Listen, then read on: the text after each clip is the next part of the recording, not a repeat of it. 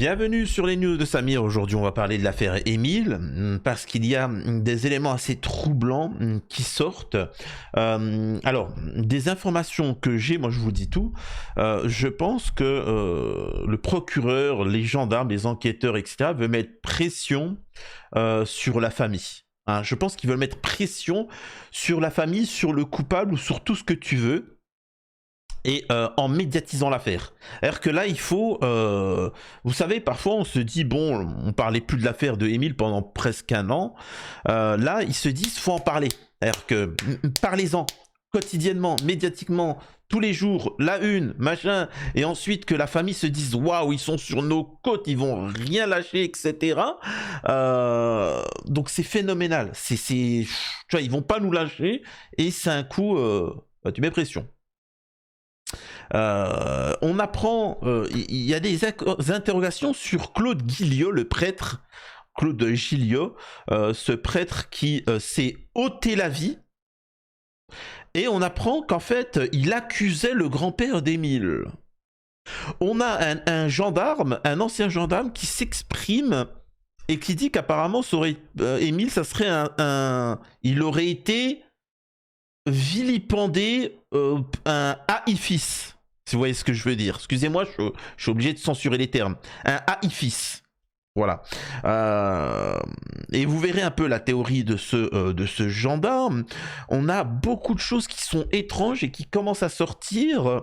Et on voit bien que c'est visé. Et selon certaines sources, les gendarmes auraient dit, je cite, ils ne craqueront jamais.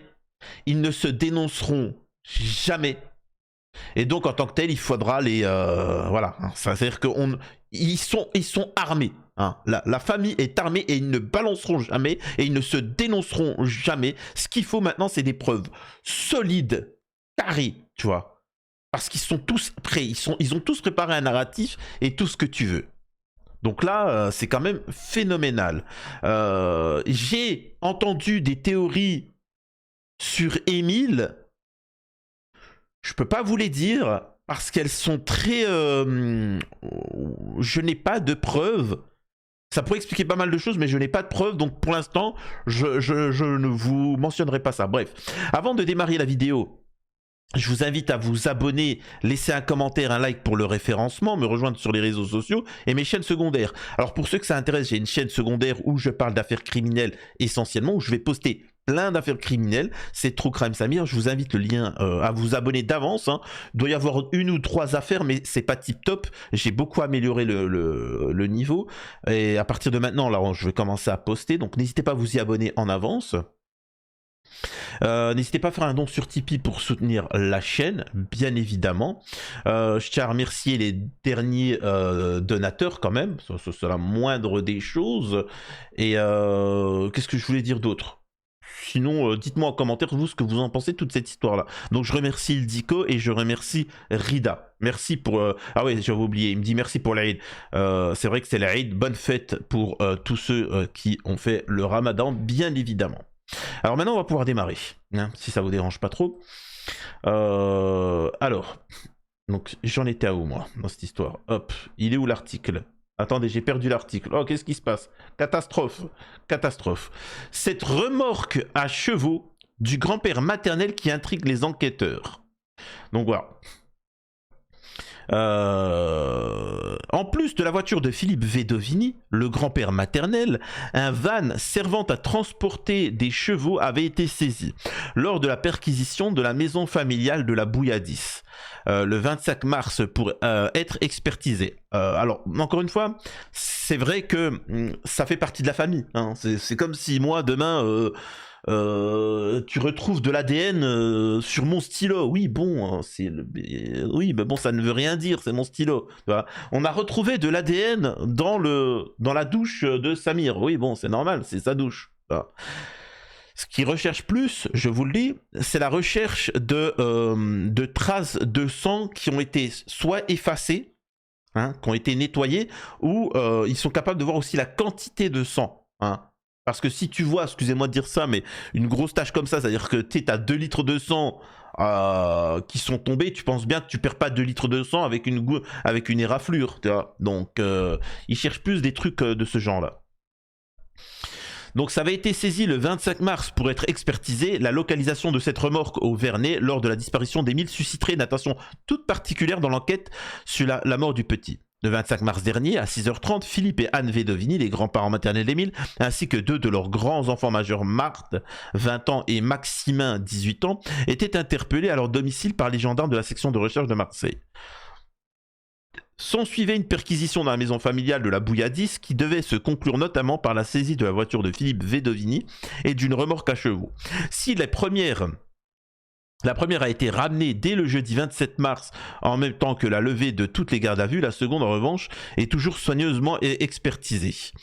Est-ce que derrière toutes ces informations qu'ils ont fouillées, qu'ils ont cherchées, est-ce que ce n'est pas le prêtre à qui on lui a raccourci sa vie, si vous voyez ce que je veux dire, enfin, il s'est ôté la vie. Est-ce que c'est pas lui qui était au courant de la chose et ainsi de suite? Est-ce que les gens se sont pas confessés à lui? Est-ce qu'il fait pas partie d'un groupe? Est-ce que et au final, ses paroles commençaient à déranger et il s'est ôté la vie. Hein. Alors, peut-être qu'on l'a aidé, hein. Vous voyez ce que je veux dire, hein. Peut-être qu'on l'a aidé, hein. Mais voilà, c'est quand même fou, quoi. Et lui, on sait que les gendarmes ont reçu une lettre. Est-ce que c'est pas lui, avant, se sentant sa vie en danger, il a décidé de tout balancer, hein, c'est quand même particulier. Selon certains témoins, ce van n'a pas toujours stationné au hameau du Haut-Vernay. Ce van semble intéresser au plus haut point les enquêteurs propriétaires de 2 chevaux. Il se trouve actuellement à la Bouilladis. Philippe Vedovini a l'habitude de les transporter jusqu'au Haut-Vernay en période de vacances au début du mois de juillet 2023. Il avait donc utilisé la remorque en question à cet effet. Arrivé au hameau, il a descendu ses chevaux dans un champ qu'il s'apprêterait à aménager en enclos. Le 8 juillet 2023 a-t-il indiqué aux enquêteurs lorsque Émile a été signalé disparu. Attendez, hop, je coupe ça. Selon certains témoins, ce van n'a toujours pas stationné au hameau, comme il en a également l'habitude. Philippe Vedovini l'aurait emmené à 4 km de sa résidence secondaire dans la propriété d'une personne qui dispose d'un plus grand espace au Vernet. Ces déplacements intrigueraient-ils tout particulièrement les enquêteurs? C'est bizarre, tu vois. C'est bizarre. C'est... voilà. En tout cas, ce qu'on sait, c'est que les expertises, comme vous pouvez le voir ici, sont terminées. Donc, le van restitué au grand-père, une voiture ainsi qu'un van avait été saisi lors de la perquisition. Tout ça a été rendu. Donc, s'ils ont été rendus, c'est qu'il n'y avait rien dedans. Ce qui n'empêche pas qu'il y a encore une fois plein d'interrogations et on va écouter ça ensemble. Écoutez ce que dit Philippe Zdangeski, ancien gendarme. Écoutez. Vous savez, bon, je veux dire, déjà, le fait qu'on retrouve, moi ce qui m'interpelle, c'est le fait qu'on retrouve les vêtements pur et sans tache, comme on dit. Donc, ça veut dire que l'enfant a été mis à nu et entreposé quelque part, peut-être dans un linceul. Et vous savez que dans la mythologie, c'est vrai que l'enfant est pur et sans tache, comme on dit, il est proposé aux dieux nu. Bon, vous voyez, donc on rentre encore un petit peu dans des situations de croyances ou autres. Vous savez que c'est comme d'avoir découvert les ossements tel jour, etc. Bon, il y a quand même des similitudes où on est interpellé quand même sur les événements et le scénario. Donc là, il dit quand même quelque chose qui est intéressant, et c'est vrai, et moi je vous l'ai répété depuis le début, la date où le corps a été déposé n'est pas anodin. Il n'est pas anodin. Alors, il y a 2 théories. Il n'y en a pas 50, hein. Je vous le dis, hein, il n'y en a pas 50 des théories. Soit... je crois que c'était Pâques ou un truc comme ça. Je m'y connais pas suffisamment dans les fêtes comme ça, etc. Mais soit c'est effectivement un high-fils, hein, qu'ils ont fait ça pour X raisons, tu vois, parce que c'était déglingué, et ainsi de suite. Soit, parce qu'il y a des dates, hein. Faut savoir qu'il y a des dates, c'est pas fait n'importe comment. Et justement, il le dit, les gars, le moment, le jour où on a retrouvé le corps d'Émile, c'est pas un jour au hasard, hein. C'est un truc particulier dans le calendrier, dans les croyances. Tu vois, c'est quand même. Ou soit, justement, je pense que c'est un moment, une fête particulière, et que la personne qui a fait ça s'est senti coupable et que s'est dit bon allez je vais rendre le corps, tu vois, machin, ça l'a travaillé parce que c'est quelqu'un de croyant. Bah, c'est un jour particulier, voilà, c'est comme pendant le musulman, pendant le ramadan, pendant l'Aïd, il a une augmentation de la foi et voilà, il va être plus tendance à pardonner ou tout ce que tu veux, etc. C'est soit l'un soit l'autre, je vous le dis tout de suite, il n'y a pas 50 solutions. Là, il n'y a pas de débat en commentaire. Je pense que soit c'est un sacrifice, ou soit tout simplement c'est qu'il y a eu des remords. Des remords de la part de la famille pour rendre le corps au petit. Le prêtre qui s'est ôté la vie avait baptisé le petit Émile avant sa disparition n'était autre que Claude Guilliot. C'est lui. Regardez, c'est lui. On revient toujours à cette fameuse affaire de la religion des origines. Adam était un musulman. Abraham, j'allais dire encore plus, était un musulman. Moïse était un musulman. Jésus était un musulman. Tous ceux qui n'ont pas abandonné la religion initiale étaient des musulmans. Mais une grande partie des juifs et des chrétiens ont erré. On est d'accord encore une fois, je le répète, que toute cette affaire, elle sent mauvais. Hein. Tu vois, il y a quelque chose de louche. Votre instinct vous trompe pas. Et les enquêteurs vous disent, hein, ils vous disent où c'est qu'il en est, où c'est qu'il faut faire pression. Hein. Émile, nouvelle révélation. Le prêtre soupçonnait le grand-père du petit garçon. L'affaire Émile va-t-elle enfin trouver son dénouement alors que depuis 2 semaines, les coups de théâtre s'enchaînent?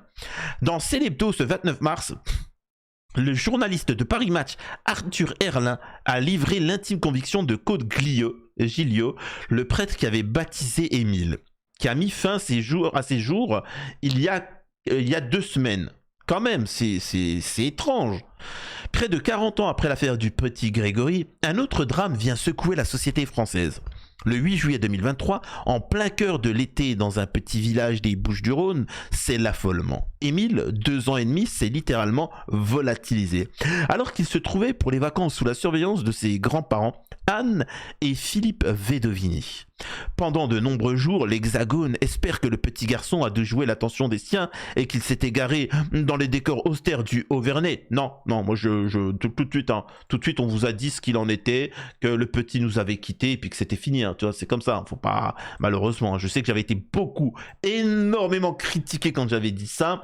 Oui, bien évidemment. Là, je m'adresse à tous les Français. Soit vous m'écoutez quand je vous dis qu'il y a des milliers d'enfants qui se font bip pour X raisons, soit pour en profiter, soit pour les vendre, soit pour des organes, soit pour Azazel ou tout ce que tu veux, hein, les réseaux pédos, ou soit vous écoutez la version des youtubeurs, des ministres, des députés, des médias, qui vous expliquent qu'en fait, tous ces enfants, ils vont dans le monde de Peter Pan, le monde imaginaire, où les enfants ne grandissent pas, et pour toute la vie, ils restent des enfants, et ils jouent, oui, hein, ton enfant, il a disparu, bien évidemment, ne t'inquiète pas, n'écoute pas Samir.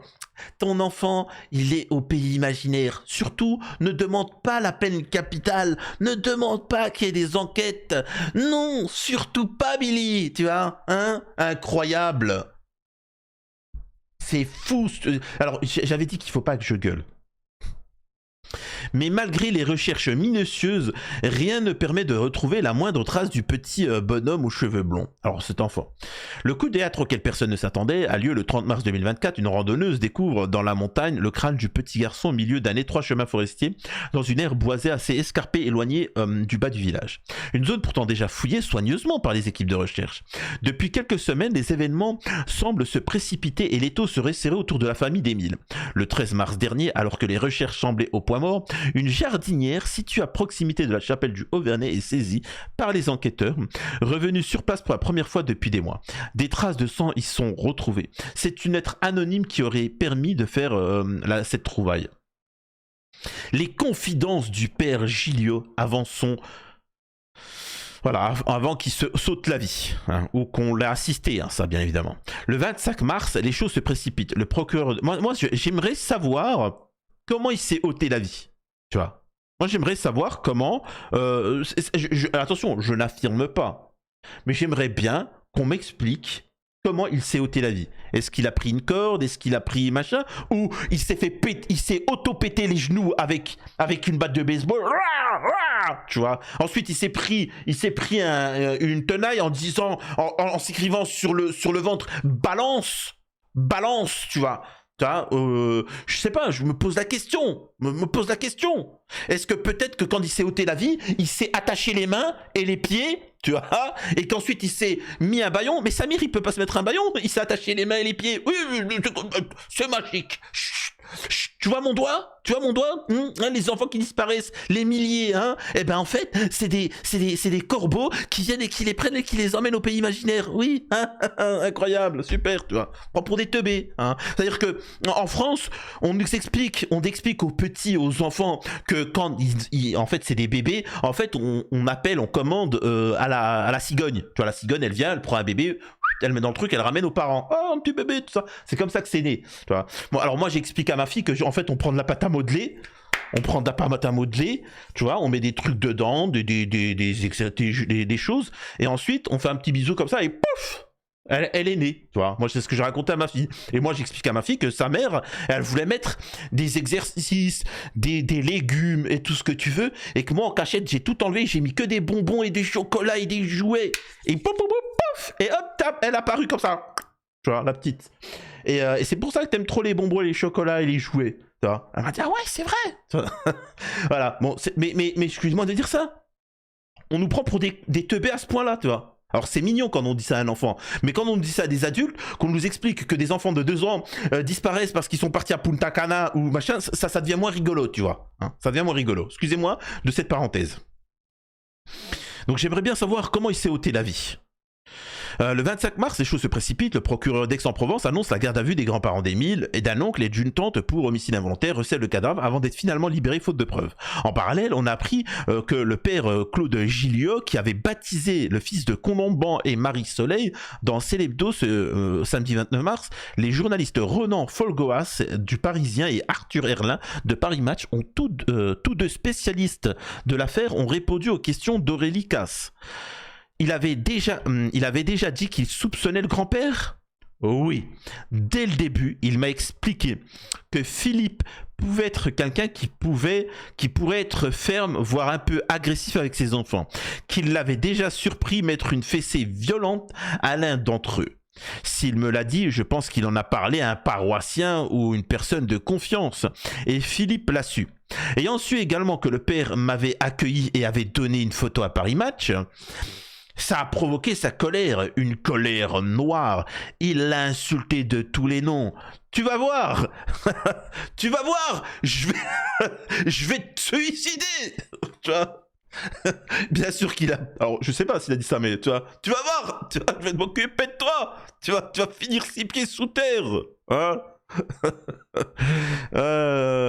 Incroyable, c'est quand même phénoménal, tu vois. Je pose une question, on m'explique que le grand-père il est assez dur, il a fait partie d'une école où ça bipait des enfants, on est d'accord, hein, que lui il dit non, moi j'ai jamais bipé un enfant, je les ai juste fracassés, tu vois. Ok, pardon, bah c'est bon, on va te donner une médaille du mérite, d'accord. Il y a une omerta dans cette famille, il y a un petit qui disparaît mystérieusement.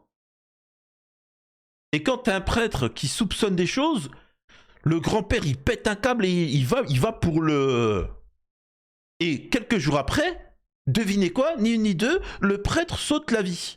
Un prêtre, un croyant, il croit hein, dans l'au-delà. Et il sait très bien que le fait de sauter la vie, c'est gravissime. Je trouve ça bizarre quand même, hein. Non? Non, pas vous? Non, allez, c'est pas grave. Allez, tu vois, c'est magique, encore une fois, tu suis mon doigt, hop, il est plus là. Bref,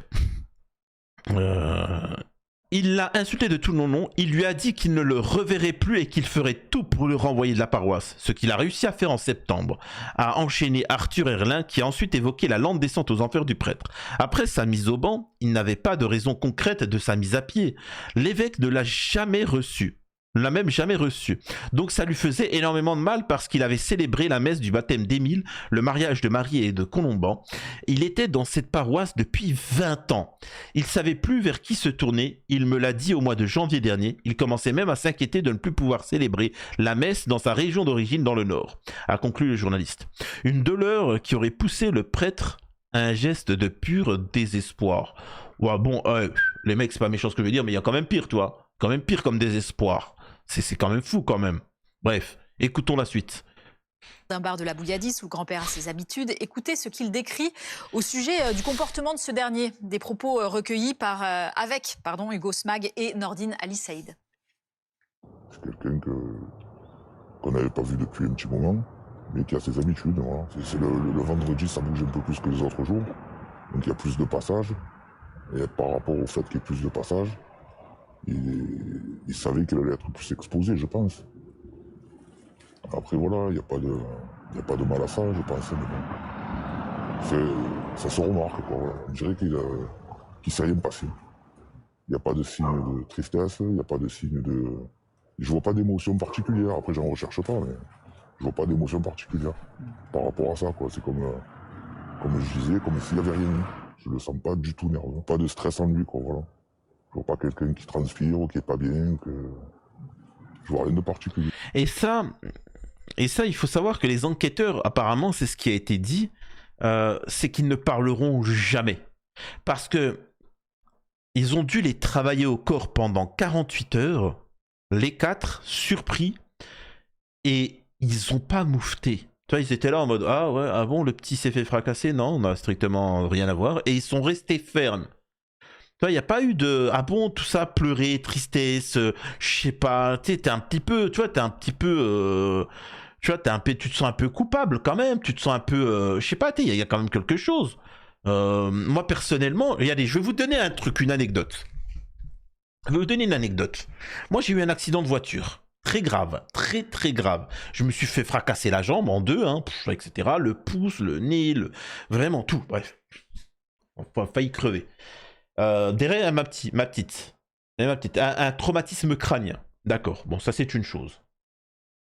Mais la personne qui m'a fait ça, moi j'ai roulé tranquillement, etc. Elle a roulé en contresens. Elle s'est déportée, elle a roulé à contresens, choc frontal, gravissime, etc. Malgré tout, je me sens coupable parce que je devais la déposer chez sa mère, chez ses grands-parents maternels. Et avant, la petite, elle voulait manger un petit burger. Voilà, elle voulait manger dans un petit burger. Halal, vous inquiétez pas, venez pas me faire la morale. Les musulmans de France, s'il vous plaît, calmez-vous. Et quand je dis halal, je parle pas de quick. Donc, on voulait manger un petit burger parce qu'avec moi, c'est open bar. Avec moi, c'est kit, pizza, c'est jouet, etc. Avec sa mère, c'est... Moi, c'est open bar. Toi, voilà, c'est mon petit bébé. Et donc, je dis, bon, vas-y, pas de souci. Je prends un petit écart et vas-y, on va se poser. On est parti, on a mangé, machin. Cet écart-là, le fait que j'ai accepté de lui acheter un burger, de se poser, de manger, etc. Alors que si je ne l'avais pas fait, j'aurais pas rencontré le mec qui a fait ça. Je me sens coupable. Je me sens coupable. Vraiment, je me sens coupable totalement, tu vois. Lui, non, normal. Normal, tu vois, il n'y a pas de souci. Moi, demain, vous me donnez votre enfant et sous ma responsabilité, il arrive un malheur. J'ai rien à voir, c'est prouvé que j'ai rien à voir. Je resterai effondré, je pleurerai tous les jours, j'aurai honte. J'aurai honte devant vous parce que j'avais la responsabilité de. Lui, non, c'est open bar, tout ça va. L'enquête démontre que le grand-père a déjà été violent avec ses enfants, ça on avait déjà vu cette histoire. Donc voilà, je sais pas, encore une fois, il faut médiatiser l'affaire. Retenez bien ça, faut en parler, faut pas hésiter à partager, faut faire des vues, faut que les médias continuent d'en parler parce que c'est un moyen de mettre pression et de ne pas les lâcher, tu vois, de ne pas les lâcher jusqu'à que certains craquent ou qu'on ait suffisamment de preuves et que d'autres balancent, tu vois, parce qu'il y a une omerta, c'est quand même particulier. Dites-moi ce que vous en pensez et à la prochaine sur les news de Samir.